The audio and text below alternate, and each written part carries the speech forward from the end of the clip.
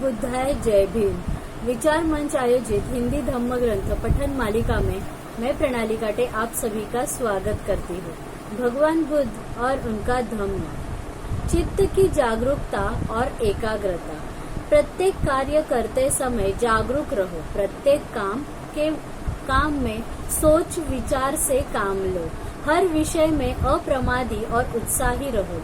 यही बौद्ध जीवन मार्ग है। जो कुछ हम हैं यह सब कुछ हमारे विचारों का ही परिणाम है। यह हमारे विचारों पर ही आधारित है।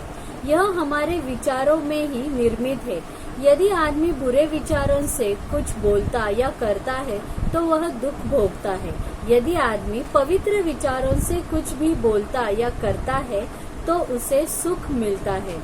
इसलिए पवित्र विचार महत्वपूर्ण है। विचारहीन मत बनो, विचारवान बनो। दलदल में फंसे हुए हाथी की तरह अपने आप को पाप में से उबारो। आदमी को चाहिए कि अपने चित्त की रक्षा करे। इसकी रक्षा करना आसान नहीं। यह जहाँ चाहे वहाँ जाने वाला है, किंतु चित्त की रक्षा सुखदायिनी है। जिस प्रकार ठीक से न छाई गई छत में पानी घुस जाता है, उसी प्रकार यदि चित्त साधना विहीन है तो उसमें राग प्रवेश कर जाता है। जिस प्रकार ठीक से छाई हुई छत में पानी नहीं प्रवेश कर पाता है, उसी प्रकार साधना युक्त चित्त में राग का प्रवेश नहीं हो पाता है। पहले तो यह चित्त जहाँ चाहे वहाँ गया, लेकिन अब ये इस चित्त को वैसे ही काबू में रखूंगा जैसे अंकुशधारी हथवान मस्त हाथी को। जहाँ चाहे वहाँ जाने वाले चित्त को साधना अच्छा है। इसे काबू में रखना कठिन है, किंतु साधना युक्त चित्त सुखावह होता है। जो इस दूरगामी चित्त को संयत रखेंगे वे मार काम राग के बंधन से मुक्त रहेंगे। यदि आदमी का चित्त अस्थिर है, यदि वह धम्म का जानकार नहीं है, यदि उसका चित्त शांत नहीं है, तो उसकी प्रज्ञा कभी पूर्णता को प्राप्त नहीं होगी। एक द्वेषी अपने द्वेषी की जितनी हानि कर सकता है, गलत रास्ते पर गया हुआ चित्त आदमी की उससे कहीं अधिक हानि कर सकता है। इसी प्रकार ठीक रास्ते पर गया हुआ चित्त आदमी की जितनी भलाई कर सकता है, उतनी भलाई न माता पिता ही कर सकते और न अन्य रिश्तेदार ही कर सकते हैं। अप्रमाद और वीर्य। जब अप्रमादी प्रमाद को जीत लेता है तो शोक मुक्त हुआ वह स्वयं शोकग्रस्त मानव जाति को प्रज्ञा रूपी प्रासाद पर चढ़ा हुआ ऐसे देखता है जैसे कोई पर्वत शिखर पर चढ़ा हुआ बुद्धिमान आदमी नीचे तलहटी में खड़े हुए मूर्खों को देखता है। प्रमादियों को अप्रमादी सोते हुए को जगाने वाला ऐसे ही पीछे छोड़कर चला जाता है जैसे शीघ्रगामी अश्व दुर्बल अश्व को। प्रमाद में मत पड़ो, काम भोगों में मत फंसो। अप्रमादी ही ध्यान लाभ करता है। अप्रमाद अमृत पद है। प्रमाद तो मृत्यु के ही समान है। जो अप्रमादी है वे नहीं मरते हैं और प्रमादी तो मरे समान ही होते हैं। अपने जीवन के उद्देश्य को दूसरों के बड़े अर्थ के लिए भी न छोड़े। जब एक बार अपना उद्देश्य स्पष्ट हो जाए तो दृढ़ता पूर्वक उसे ही पकड़ रहे। अप्रमादी बनो, प्रमाद को दूर भगाओ। सतपथ पर चलो। जो आदमी सतपथ पर चलता है वह दुनिया में सुख से रहता है। प्रमाद एक कलंक है। सतत प्रमाद एक काला धब्बा है। निरंतर प्रयास और प्रज्ञा की सहायता से प्रमाद रूपी विषैले तीर को निकाल बाहर करो। प्रमाद में मत पड़ो, काम भोगों में मत फंसो। अप्रमादी तथा ध्यानी ही असीम सुख लाभ करते हैं। यदि कोई अप्रमाद युक्त आदमी जागरूक रहता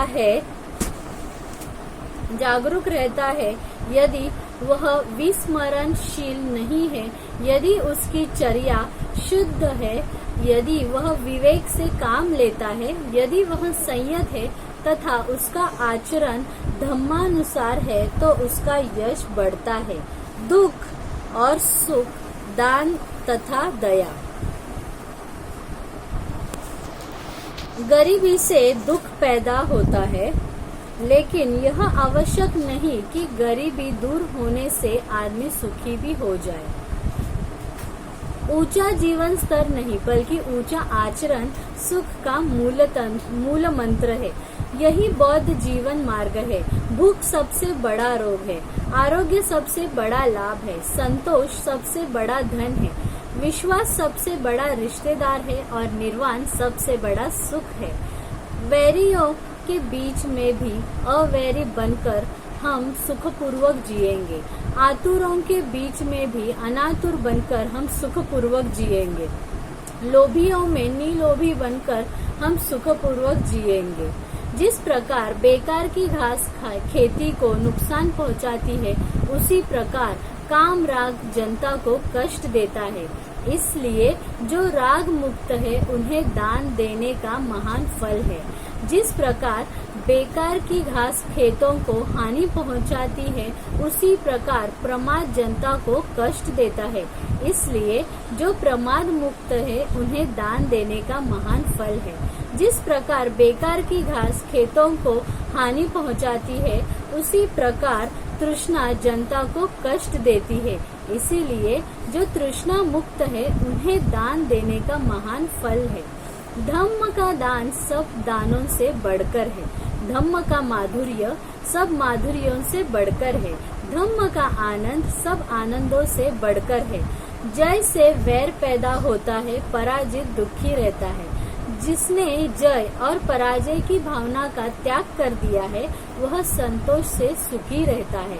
रागाग्नि के समान आग नहीं, घृणा के समान पराजय नहीं, इस शरीर के समान कोई दुख का कारण नहीं, शांति के समान कोई सुख नहीं। दूसरों की कमियों की और व दूसरों के कृत अकृत की ओर मत देखो। अपनी ही कमियों या अपने ही कृत अकृत की ओर देखो।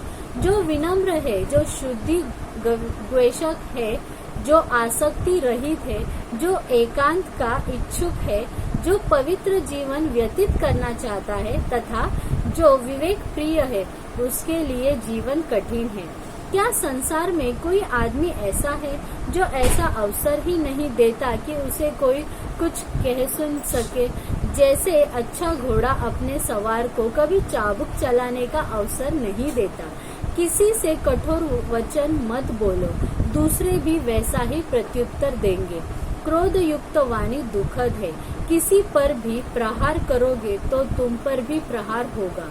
स्वतंत्रता, उदारता, सदाशयता और निस्वार्थपरता का संसार के लिए वैसा ही महत्व है जैसा पहिए की दूरी का पहिए के लिए। यही बौद्ध जीवन मार्ग है। तो आज का ये भाग हम यही समाप्त कर रहे हैं। अगर आपको विचार मंच का ये उपक्रम अच्छा लग रहा है तो कृपा करके हमारे YouTube चैनल को सब्सक्राइब कीजिए और Facebook पेज को लाइक कीजिए ताकि आपको नए नए वीडियोस के नोटिफिकेशन आएंगे। नमो बुद्धाय, जय भीम।